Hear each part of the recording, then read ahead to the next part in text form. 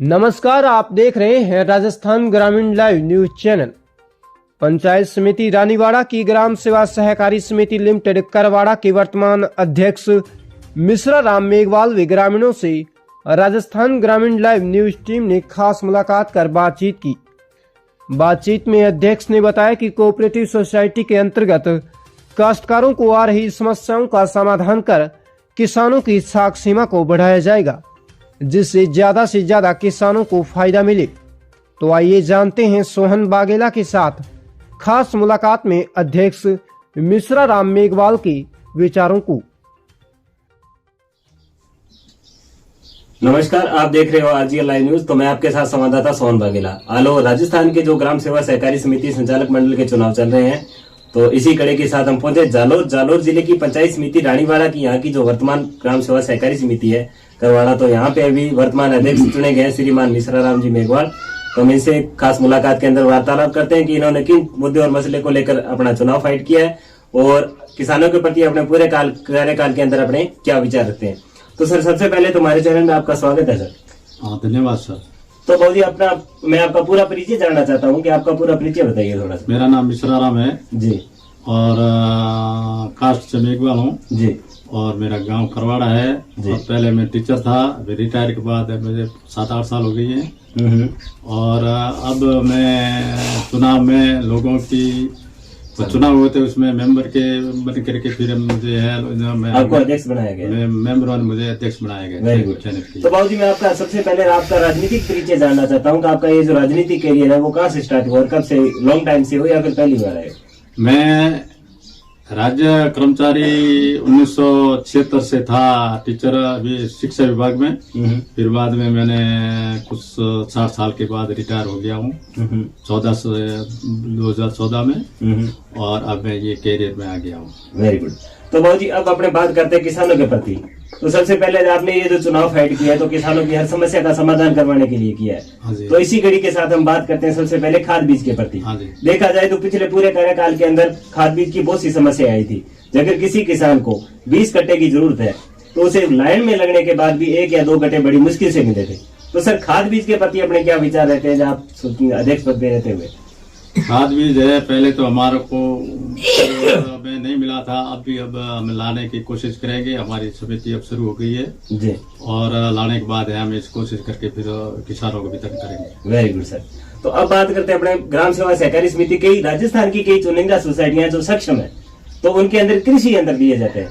कृषि यंत्र जैसे कोई ट्रैक्टर, ट्रॉली, बिजाई मशीन, रोटावेटर, हल, तवी वगैरह दी जाती है, जिनसे कोई गरीब किसान है जिसके पास 1 हेक्टेयर से कम जमीन है, तो वो अपना सहकारी समिति से किराए पे ले जाकर अपना जीवन यापन कर सके। जैसे कोई गरीब किसान है, वो अपने व्यय से तो कोई साधन खरीद नहीं सकता, तो समिति से ले जाकर अपना जीवन यापन कर सकता है। तो सर, अपनी समिति के अंदर ऐसे कोई कृषि यंत्र दिए हैं या नहीं दिए, तो अपने क्या विचार है सर?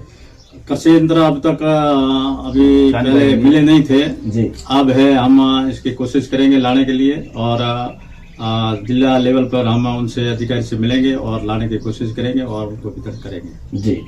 Very good. तो अब बात करते हैं बाबू जी यहाँ अपने साख सीमा के प्रति बात। तो देखा जाए तो एक किसान को 1.5 लाख की साख सीमा दी जाती है, तो उसको घटाकर अभी 25,000 रुपए कर 25,000 में से 3,000 रुपए हिस्सा राशि काट ली जाती है। तो सर, लोनिंग को बढ़ावा देने के लिए और साख सीमा को बढ़ावा देने के लिए, ताकि अपनी सहकारी समिति जो पनपे और आगे उभरे और किसानों को भी लाभ मिले, तो अपने इस लोनिंग के प्रति और साख सीमा के प्रति क्या विचार है सर? अब है साख सीमा है, लोगों के 25,000 से काम नहीं चलेगा। इसको सरकार से चाहिए कि इनका लोन बढ़ा करके कुछ इसकी किस्त अच्छी करती जाए जी, और उनका लोन है अच्छी तरह से किया जाए जी जी।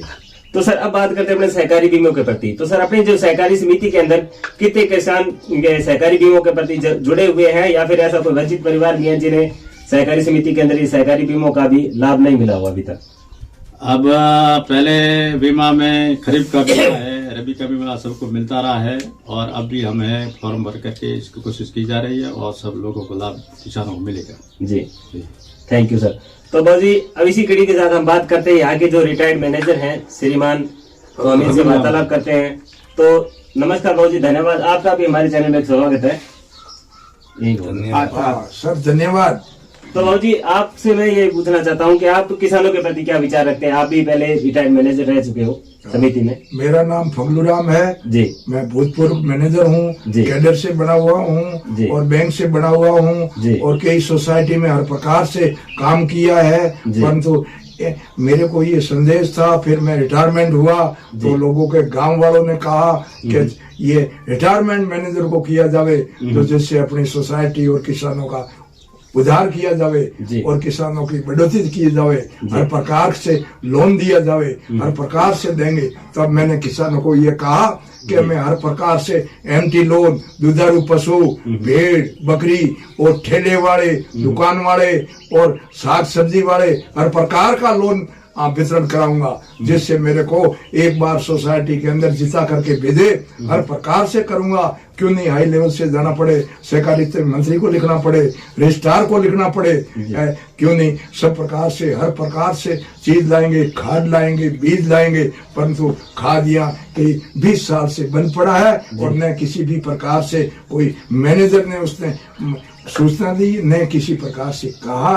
और खाद तो बिल्कुल आ ही नहीं रहा है। खाद के लिए किसान परेशान हो रहे हैं और किसान जा रहे हैं कहीं और जगह तो उनको मिल नहीं रहा है, तो काली बाजार से बेचारे ला रहे हैं और नहीं उनकी फिर आया लोन पे आया तो क्या है कि अब बात तो साख सीमा तो 1.5 लाख की है, परंतु हाल उनको दे रहे हैं जो बड़ी जमीन है तो उनको दे रहे हैं 35,000 और छोटी जमीन वालों को 10,000 दे रहे हैं। कोई 10,000 और 20,000 से गुजारा कभी हो नहीं पा रहा है। और कम से कम लोन बढ़ाया जाए, कम से कम बड़े किसान, छोटे किसान, उनको कम से कम लोन दिया जाए। तो 1.5 लाख नहीं है तो लाख रुपया दिया जाए तो वो अपनी खेती भी इसी तरह से कर सके।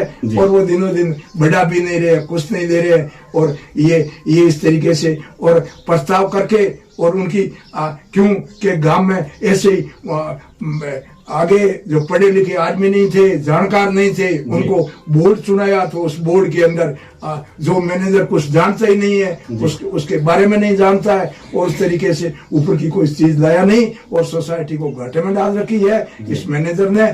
और उस सोसाइटी के अंदर कुछ नहीं है और जो नए प्रारूप के अनुसार उसने किसी तरीके से दुकान नहीं बनवाई, न गोदाम बनवाया, न कोई बैठने का है, न कोई ऑफिस है, न कोई फर्नीचर है, कुछ नहीं है। सोसाइटी के अंदर बिल्कुल धूल उड़ा रखी है। और आज की तारीख में हम बोर्ड मेंबर बने और बोर्ड मेंबर के साथ में हमने एक शिक्षक को बनाया, क्योंकि मैंने कहा मैं नहीं बनूंगा, क्यों कि आप शिक्षक रिटायरमेंट हो, इसीलिए एक शिक्षक हमारे साथ में नैनाराम जी और है, वो भी रिटायरमेंट होकर के जब गांव वालों ने भी कहा कि हर आदमी को शिक्षक को बढ़ाओ और हर एक को कहा कि हम आगे जाकर के सारा काम करेंगे। उसके बाद के अंदर हम बड़े जब इस तरीके से होकर के हमने कहा ऐसा मत करो, अपने फिर आगे के लिए बोर्ड की तैयारी के लिए बोर्ड के अंदर बनाने के लिए हमने सोचा कि शेड्यूल कास्ट को बनाया जावे, जिससे हम कोई सरपंच बने, हम कोई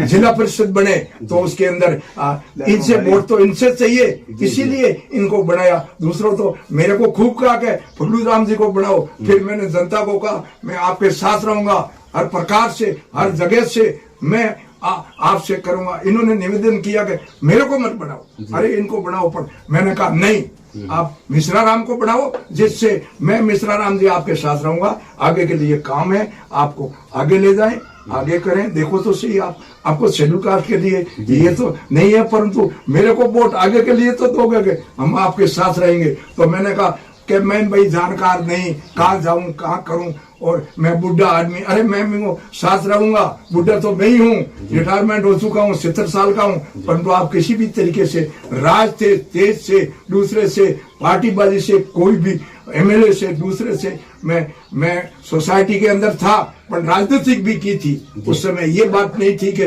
मैं सोसाइटी के अंदर एक मैनेजर था, परंतु मैनेजर के तौर पे नहीं था, मैंने राजनीति की, राजनेता के साथ में रहा, एमएलए के साथ में रहा, सहकारिता मंत्री के तक गया, हर मीटिंगों में गया, हर जिला परिषद की मीटिंग में भी गया।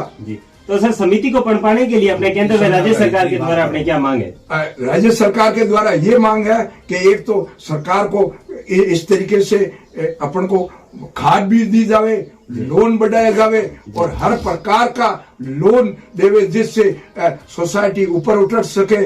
और आज कोई मैनेजर नहीं है तो उसको तनख्वाह देने के लिए भी अपन को उठाने के लिए और सोसाइटी को आगे बढ़ाने के लिए, तो उसके लिए तो हर प्रकार से लोन देंगे तब होगा। जी जी लोन भी स्वीकृत करेंगे तब होगा, नहीं तो सोसाइटी के अंदर तो पैसा तो है नहीं। ऋण दिया जावे तो हम लोन भी लाएंगे। ये बात है। थैंक यू सर, बहुत बहुत धन्यवाद आपका। नैनाराम जी से भी बात करो सर। जी सर। तो इसी कड़ी के साथ हम बात करते हैं, यहाँ के वार्ड मेंबर भी हमारे सहकारी समिति के वार्ड मेंबर हैं, वो भी हमारे साथ जुड़े हुए हैं, तो हम इनसे भी बात करते हैं। तो सर सबसे पहले हमारे चैनल में आपका भी स्वागत है। धन्यवाद सर आपका। तो सर अपना पूरा परिचय दीजिए। मैं नैनाराम बेनीवाल, सेवानिवृत्त अध्यापक जी। मैं वार्ड मेंबर हूँ जी। और हम साथ में बने हैं जी जी। तो बाबू जी आपका सहकारी समिति के अंदर आने का क्या पर्पज था मैन? सर इसमें आने का मेन मकसद तो लोगों ने कहा कि आप पढ़े लिखे और इसमें आओ ताकि थोड़ा अच्छा विकास होगा सोसाइटी का। सोसाइटी वैसे मत टाइप पड़ी है, कोई काम के प्रति लगाव नहीं है। और ये देवी सिंह जी 15-20 साल से पढ़ा है, किसी 1-2 आदमी के कहे चल रहा है। खुद का बोलने का वो है ही नहीं, लोगों के प्रति अच्छा इनका मानस भी नहीं है कि लोगों को समय पर भुगतान करे। इसीलिए लोगों ने मेरे को बना के इसमें किया। जी, यानी कि आपका कहने का मेन मतलब यही है कि समिति को पढ़ाने के लिए और किसानों की हर समस्या का समाधान करने के लिए आपने ये निर्णय लिया। बहुत बहुत धन्यवाद है बाबू जी आपका। जय हिंद, जय भारत। Thank you. ये हमारा लोकल है। बस